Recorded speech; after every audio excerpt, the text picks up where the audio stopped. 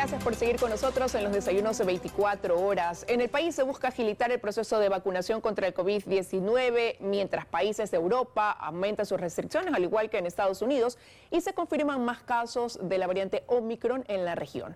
Vamos a ampliar este tema con el doctor Francisco Pérez, subsecretario de Vigilancia Epidemiológica del Ministerio de Salud. Buenos días, bienvenido. Buenos días, Liz, un gusto. Bueno, ya lo mencionaba, ¿no? Los países han arrancado, muchos de los países en Europa, incluso Estados Unidos, esta semana con nuevas restricciones ante la presencia de la variante Omicron. Avanzan los casos de contagio en estos países. Nuestra región no está exenta. Chile, Brasil ya confirmados, Argentina. Y esto hace pues que cada vez se vuelva quizás una posibilidad más cercana al que en algún momento llegue acá al Ecuador. Ante eso, la semana pasada se tomaron decisiones, restricciones, algunas de imposición, otras exhortos hechos a los diferentes municipios del país, pero ya tienen algunos días en ejecución. ¿Cómo ven ustedes el cumplimiento de las medidas hasta el momento, doctor? Bueno, efectivamente nosotros hemos visto con preocupación, como en todos los países del mundo, esta nueva variante, la variante Omicron. Es una variante que al parecer es mucho más contagiosa que la variante Delta, que ya es la más frecuente en nuestro país. Hemos encontrado que en algunos países ya que nos circundan ya está presente la variante. Sin embargo, todavía en el Ecuador no tenemos esta variante, no se ha detectado aún, y precisamente para retrasar el ingreso de esta variante, porque en algún momento va a ingresar, esto es la dinámica normal de la pandemia, lo ya nos pasó con Delta. Para retrasar este ingreso precisamente es lo que hemos nosotros definido, unos lineamientos de ingreso al país, que básicamente son dos, ¿no? Primero, que todas las personas que ingresen al país tengan su esquema de vacunación completo, y además de su esquema de vacunación completo tengan la prueba PCR negativa con máximo 72 horas antes del embarque hacia el Ecuador, ¿no? Estas disposiciones están vigentes desde el 1 de diciembre, y esperamos que con esto podamos tener algo más de seguridad en el ingreso de personas hacia el país, y a partir de ahí también hemos reforzado las estrategias epidemiológicas de priorización de barrios, de equipos de pronta respuesta, y con esto nosotros hemos tenido primeramente una buena respuesta en cuanto a la contención de la variante Delta, a pesar de que esta variante tuvo una gran explosión en otros países y que congestionó los hospitales, etcétera. Esto, gracias a las estrategias epidemiológicas y al plan de vacunación, no tuvimos estas complicaciones nosotros. Entonces, nosotros seguimos vacunando, estamos tratando ya de completar los esquemas de vacunación, sobre todo a nuestros niños y a las personas de 18 años que faltan. Llevamos ya más del 83% de vacunación en primeras dosis, ¿no? Sí, dígame, Liz. Ahora, usted ha mencionado esta estrategia de prevención por una preocupación que hay. Muchas personas quizá dirán, bueno, pero no nos estamos preocupando de más una vez que hasta ahora Omicron ha sido calificada, sí, de alta preocupación por el nivel de contagio, más no quizás por la letalidad que pudiera tener, a diferencia de Delta, donde el cuadro sí pues era distinto, ¿no? Había muchas más complicaciones al momento del contagio quizás con esa variante.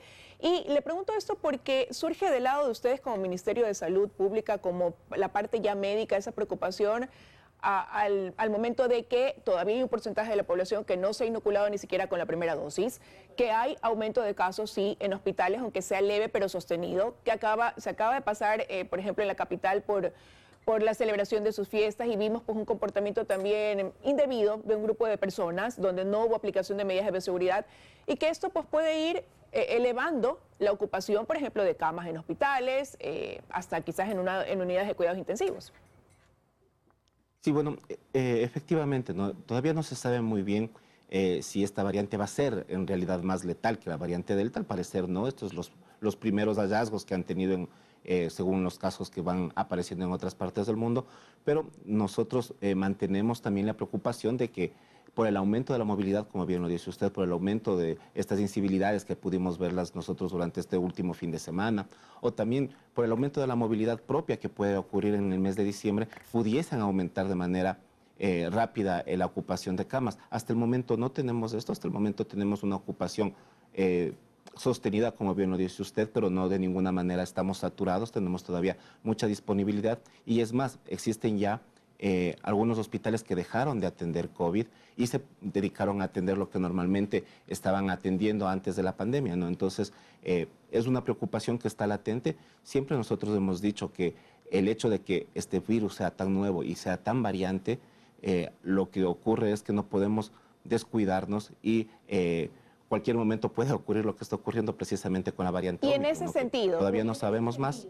en ese sentido, usted acaba de mencionar una realidad. Ya los hospitales no están enfocados netamente a atender COVID, sino también las otras patologías. Han establecido ya su atención previo quizás a que tuviéramos la presencia de este virus, pero ahora surge una nueva variante que nos tiene todavía con la incertidumbre de cómo puede derivar en su comportamiento y si en algún momento llegar acá al país. Ante eso, ¿cuál es la estrategia de contención una vez que ya tenemos 1 año 9 meses? Ya no la de prevención, sino en caso de que llegue Omicron, para detectar casos, para contener ese contagio, partiendo de la premisa de lo que sí se conoce, que es de mucha más fácil transmisión. Si Delta infectaba o contagiaba por una persona a 5 más, con esta se dice que puede ser hasta 16 más. Sí, efectivamente es mucho más contagiosa, esto es lo que ya tiene la seguridad, pero nosotros, no solo para la variante Delta, sino para la variante Alfa, para la Beta, para la Omicron, para todas las variantes, desarrollamos un lineamiento de vigilancia epidemiológica comunitaria, y lo que hace básicamente es detectar los puntos calientes donde existe mayor número de casos o donde existieron casos más graves. Entonces se despliegan nuestros equipos de pronta respuesta a estos lugares y hacen la contención, es decir, el rastreo de casos, el seguimiento de los casos y de los contactos, y además se completan esquemas de vacunación en el lugar donde se ocurrieron o donde se determinaron que son estos barrios calientes o estas parroquias calientes. Hasta el momento, o en este momento, mejor dicho, tenemos 96 parroquias en todo el Ecuador priorizadas. Allá están ya nuestros equipos de pronta respuesta, están trabajando con los aislamientos, están trabajando con completando las coberturas de vacunación para hacer bloqueos y que esto no acarrea en mayor número de contagios. Entonces, ya están desplegados y esta estrategia se va a ampliar. Hemos recibido recientemente algunas pruebas, más de 100.000 pruebas PCR para ponerlas en territorio. Tenemos alrededor de 600.000 pruebas de antígenos también en territorio. Entonces, tenemos ya una preparación y tenemos también una articulación con varios sectores, es decir, estamos articulados con el IES, estamos articulados con las universidades. Las universidades nos ayudan muchísimo en la secuenciación genómica y esto también nos va a ayudar a poder reconocer más prontamente si existe la variante Ómicron en el Ecuador.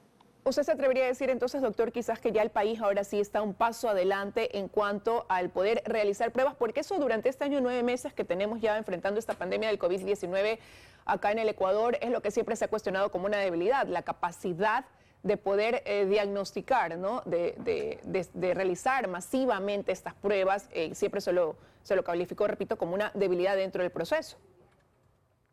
Bueno, es verdad, nosotros todavía tenemos limitaciones en el número de pruebas, pero hemos mejorado ostensiblemente.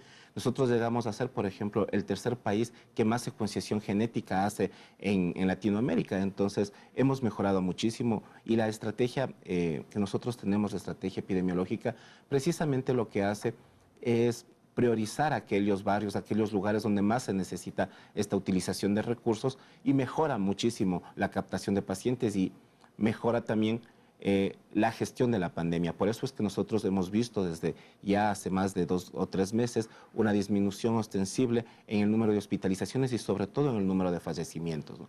Es decir, nosotros conforme van pasando los meses vamos mejorando la vacunación y vamos mejorando nuestra estrategia. Lo que hemos hecho es disminuir la tasa de mortalidad. Ahora tenemos ya una mortalidad similar al estado prepandémico y este de alguna forma es el mejor indicador que nosotros tenemos para la gestión de la pandemia. Entonces, los recursos, las pruebas se han ido mejorando.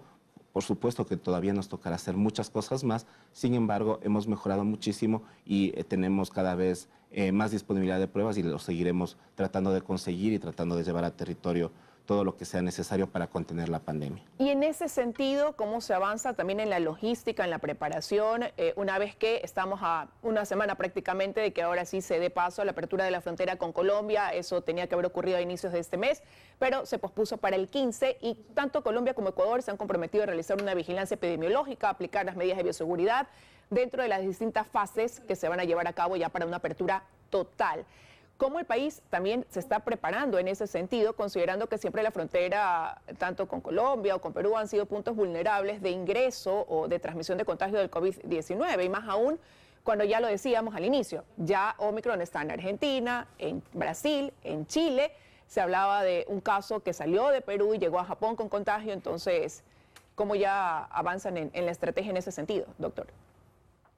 Bueno, nosotros hemos empezado la semana anterior, el 1 de diciembre, tuvimos nosotros nuestra apertura del plan binacional de vacunación. Estuvimos en Ipiales, estuvimos con las autoridades de salud de ahí, estuvimos con el viceministro de Salud del Ecuador y el viceministro de Salud de Colombia y con las autoridades locales de la frontera, ¿no? Entonces, tenemos ya un dispositivo armado, tenemos ya nuestros equipos de vigilancia epidemiológica distribuidos por todo el cordón fronterizo.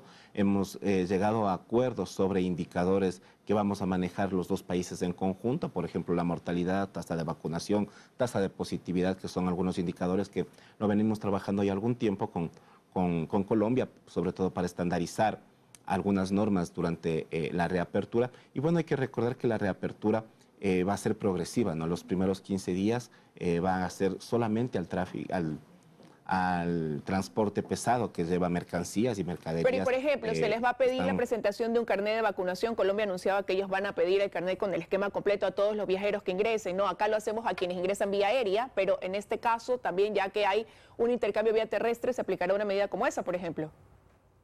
Sí, sí, efectivamente, los lineamientos son tanto para vía terrestre, aérea y marítima, es decir, la necesidad de pruebas PCR y de carnet de vacunación es para las 3 vías de ingreso.